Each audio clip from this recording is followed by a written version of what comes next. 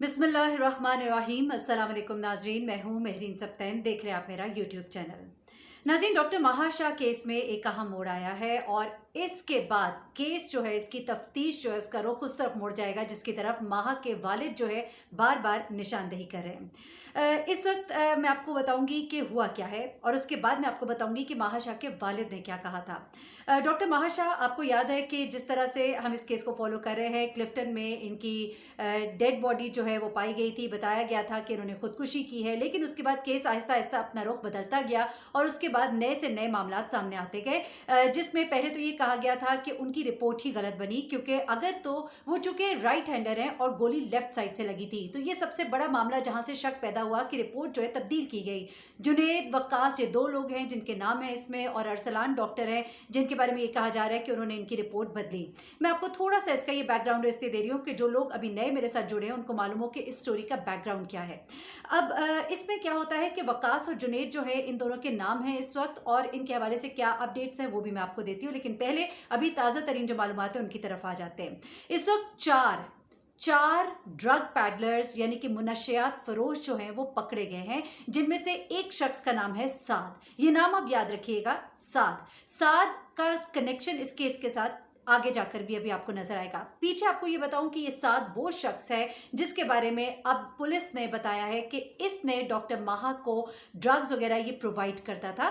यानी कि ये ड्रग पैडलर जो है ये पूरा एक मुनज़्ज़म गिरोह है जिसमें ये शख्स माहा को ऑनलाइन मनशियात फराहम करता था। माहा जो कि एडिक्ट हो चुकी थी, और एडिक्ट करने में इनके वालिद का कहना है कि जुनेद वक्कास का बहुत हाथ है। इन दोनों के नाम दिए थे इनके वालिद ने, जिसके बाद इनके खिलाफ ये जो केस जितना भी बना, इनके अभी बेल के हवाले से जो मामलात हुए थे और किस तरह से ये अदालत से भागे हैं, फरार हुए हैं, वो कहानी भी मैं आपको बताती हूँ।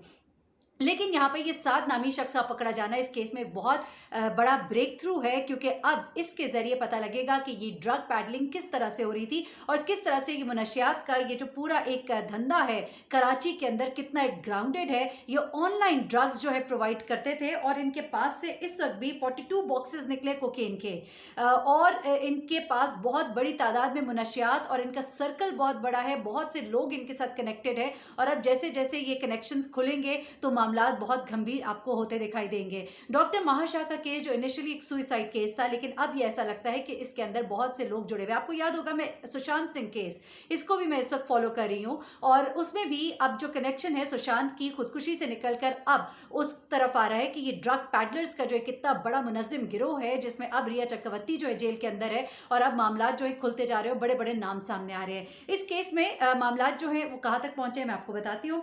सबसे पहले ये साद नामी शख्स, ये साद के बारे में एक और इंपॉर्टेंट इंफॉर्मेशन आपको देती हूँ, क्योंकि ये वो शख्स है जिसने वेपन खरीदा था, वो वाला वेपन जो कि डॉक्टर महाशा के खुदकुशी में इस्तेमाल हुआ है। ये जो पिस्तौल है ये साद ने खरीदा था 9 जुलाई को, और इसने खरीद के दिया था ताबिश को। ताबिश कौन है? ये ताबिश को वर्कर है महा का, जिसके हवाले से कुछ डिटेल्स थी शुरू में, लेकिन चूंकि वो डिटेल्स को इतनी क्लियर नहीं है इसलिए हम उनको नहीं शेयर करेंगे, क्योंकि ये कहा जा रहा है कि शायद ताबिश जो है महा से शादी करना चाहता था। लेकिन अभी इस बारे में एग्जैक्ट इन्फॉर्मेशन चूंकि कंफर्म नहीं है तो मैं इस बारे में कोई बात नहीं करूंगी। ताबिश के पास ये पिस्तौल आता है 12 जुलाई को, वो 12 जुलाई को साद से खरीदता है, जबकि साद ने ये 9 जुलाई को खरीदी थी। अब ये ताबिश से वक्कास से होता हुआ माहा तक पहुंचता है ये वेपन। इस हवाले से फिर ये तमाम लोग जो हैं ये बहुत इंपॉर्टेंट हो जाते हैं। एक जुनेद है जो कि माहा का दोस्त बताया जाता है, जो कहा जाता है कि वो इससे शादी करना चाहता था, लेकिन माहा के वॉइस रिकॉर्ड्स में से ऐसी ऑडियो सामने आई हैं जिसमें ये कह रही है महा कि वो कितनी उससे तंग है और उसकी वजह से वो कितनी परेशान रहती है। जबकि जुनेद का ये कहना था कि मुझसे ज्यादा महा के करीब कोई भी नहीं था, जबकि जुनेद महा के वालिद का कहना है कि ये जुनेद और वक्कास, ये दो लोग जो नामजद भी हैं और इस वक्त ये मुजरिम है, क्योंकि ये इहाता अदालत से जब इनकी जमानत जो है मनसूख हुई ये भाग गए। इनके भागने का वाकया भी बड़ा ही हैरत अंगेज है, क्योंकि जुनेद के हाथों में हथकड़ियां लगी थी, उसके बावजूद इन्वेस्टिगेशन ऑफिसर सामने मौजूद था, उसके बावजूद ये रिक्शे में बैठ के फरार हो जाता है। यहां पर माहा के वालिद का कहना है कि अगर जुनेद बेकसूर है तो वो भागा क्यों? उसका भागना इस बात की निशानदेही करता है कि कोई दाल में काला है। अब मैं आपको एक और बात बताती हूँ, क्योंकि जुनेद ही वो शख्स है जिसने प्रेस कॉन्फ्रेंस की थी, मैंने उसकी डिटेल्स आपको दी थी, और वहां पे इसने अपना फोन लहरा लहरा के कहा था कि मेरे पास ये आखिरी कॉल्स है माहा की। उसने ये कहा था कि आखिरी आधा घंटा माहा का बहुत ही इंपॉर्टेंट है, उसको नोट किया जाए। मेरी वहाँ से आधा घंटे पहले बात हुई थी, उस वक़्त तक वो बिल्कुल ठीक थी। उसके बाद उसने कहा कि मैं उसे चॉकलेट्स देने भी गया था। गौर करने की बात है कि उन चॉकलेट्स के अंदर क्या था? अब ये भी शक किया जा रहा है कि उन चॉकलेट्स के नाम पर वो महा को ड्रग प्रोवाइड कर रहा था, क्योंकि अब ये कनेक्शंस जो हैं जुड़ते जा रहे हैं। महा के वालिद का कहना है कि ये महा को नशा कराता था, नशे का आदी इसने और वक्कास ने बनाया है। अब ये शक जो साथ बीच में आया है, इसके बाद अब और इंकिशाफात होंगे।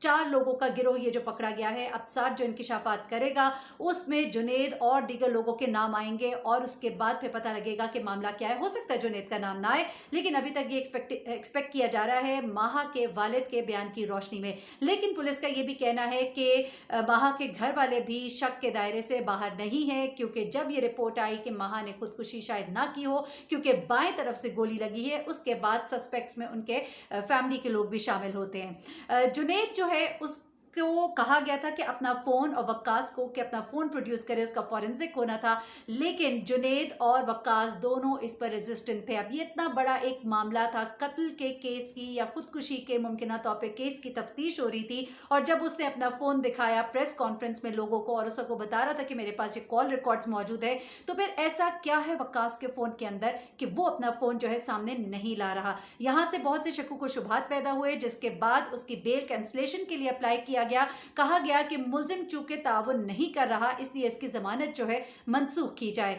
जब जमानत इसकी कैंसिल हो गई और इसे जमानत पे रिहाई नहीं मिल रही थी, तो उस वक्त ये इहाता अदालत से फरार हो गया। फरार होने में अब इन्वेस्टिगेशन ऑफिसर जो है उसकी भी अब जांच पड़ताल होगी और उसकी भी इन्वेस्टिगेशन होगी कि कैसे इन्वेस्टिगेशन ऑफिसर की मौजूदगी में अदालत से फरार होना, रिक्शे में बैठकर निकल जाना जबकि उसको हथकड़ी भी लगी है, ये क्यों कर मुमकिन हुआ।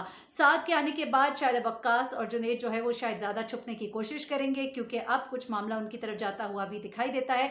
क्योंकि अभी तक जो मेरी मालूमात है, साथ ने कुछ जो नाम लिए हैं उनमें ये लोग भी शामिल हैं। अभी ये हतमी जो है न्यूज़ नहीं है, इसलिए मैं इसे अभी कंफर्म नहीं करी, लेकिन मैं आपको ये ज़रूर बता रही हूँ कि आने वाले वक्त में जुनैद और वक्कास का मामला काफ़ी गंभीर होता दिखाई दे रहा है। माहा के जो वालिद हैं उन्होंने नई मेडिकल बोर्ड के लिए दरखास्त दी थी और वो भी नया मेडिकल बोर्ड बना दिया गया है। माहा की बॉडी जो है अब उसकी कब्र कुशाई की भी इजाज़त मिल गई है। दिन अभी डिसाइड नहीं हुआ कि किस दिन ये कब्र कुशाई होगी। वहाँ पे 5 मेंबरान होंगे जिनके अंदर हेल्थ के जो रिप्रेजेंटेटिव है वो भी वहाँ पर मौजूद होंगे।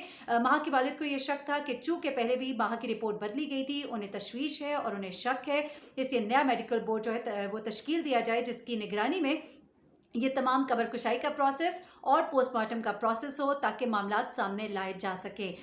इसके साथ ही तमाम मामलात जो हैं वो क्लियर होंगे और मज़ीद पता लगेगा। लेकिन इस वक्त ये गिरफ्तारी जो इन मनशियात फरोशों की है ये बहुत ही इंपॉर्टेंट है, क्योंकि साद के पास से ही ये वेपन आगे जाता है। और ये वेपन क्यों जाता है, ये वेपन जो है जिसको पहुँचाया गया या दिया गया, क्या किसी को मारने के लिए दिया गया था, माहा की जो मेंटल सिचुएशन थी उसको सामने रखते हुए भी उसको ये चीज़ क्यों प्रोवाइड की गई, और इसके पीछे मकासद क्या थे, किसको मारना चाहते थे या किसको मरवाना चाहते थे, या माहा किससे तंग थी कि जिसके लिए उसने ये असलहा मंगाया था। ये सब अब गिरहें जो है खुलनी शुरू हो जाएंगी आने वाले दिन में। मज़ीद इस पर जो अपडेट्स आती हैं खासतौर पर इन मनशियात फरोशों के हवाले से मैं आपको ज़रूर अपडेट करूँगी। सुशांत सिंह केस पे भी आपको अपडेट करूँगी, क्योंकि कल दीपिका, श्रद्धा और सारा अली खान जो है ये पेश होंगे एंटी नार्कोटिक्स के सामने, और उनके सामने ये क्या बयान देते हैं। ये बयान जो है बहुत ही इंपॉर्टेंट होगा। जो इनकी मैनेजर करिश्मा है दीपिका की, वो पेश हो चुकी है। बड़ी ही इंपॉर्टेंट गिरहें खुल रही हैं और इनके सियासतदानों तक जाती दिखाई दे रही है। और मैं आपको बताना चाहती हूँ कि बॉलीवुड के अंदर क्या गंद है और उनके सियासत के अंदर क्या गंद इस वक्त मचा हुआ है। ये सब जानने के लिए आप मेरी वीडियो ज़रूर देखिएगा सुशांत सिंह केस के ऊपर। मुझे बहरीन सप्तैन को इजाज़त दीजिएगा। अपना बहुत ख्याल रखिएगा, अपनी दुआ में मुझे भी याद रखिएगा। अल्लाह हाफिज़।